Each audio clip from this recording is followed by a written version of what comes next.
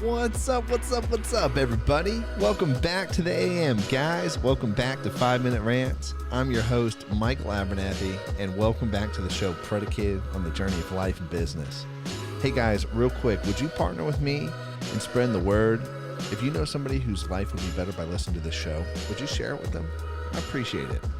Well, today I wanted to talk about blame shifting.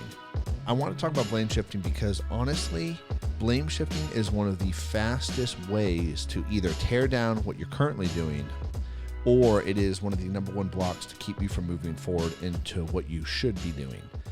And when we start to point the finger at everybody else but ourselves and not take ownership and not really move forward into accepting that things are our fault, what happens is we now tie ourselves down into a place where we are no longer in control. We don't have the authority to make decisions. We don't have the right to take better actions.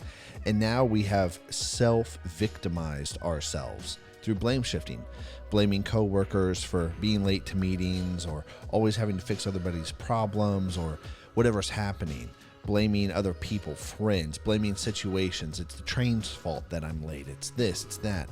And when we begin to blame shift, we automatically self-victimize. And when we victimize ourselves, at that point, we have now entrapped ourselves really pretty much in a lie about how the reality of the situation is. Because the reality is you are 100% responsible for your life at all times. All people are, whether we want to acknowledge it or not.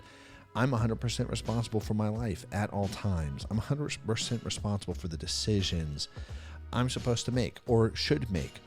I'm responsible for planning out my life. I'm responsible for learning. It's interesting because earlier I was thinking about how, especially with having children, I want to teach my kids how to eat and be healthy, how to think about health. Not just, hey, you eat this, you don't eat that.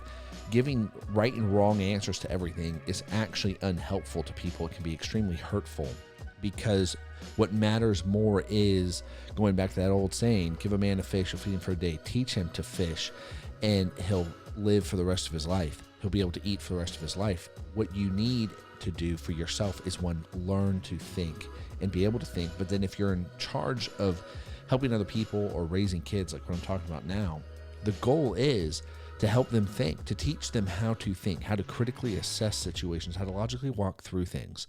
But if you're going to do that, step one is you can't blame shift. You have to have full ownership for what is happening in your life.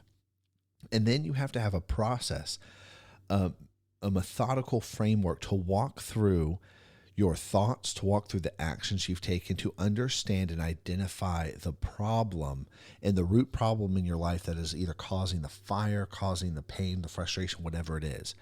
And it's so interesting because, especially in business really forces victimization out in a lot of other ways in life where it can remain hidden and covered up. And it's interesting because when you make enough money, you don't have to own as much, because if you make enough money to cover up your blame shifting, it works.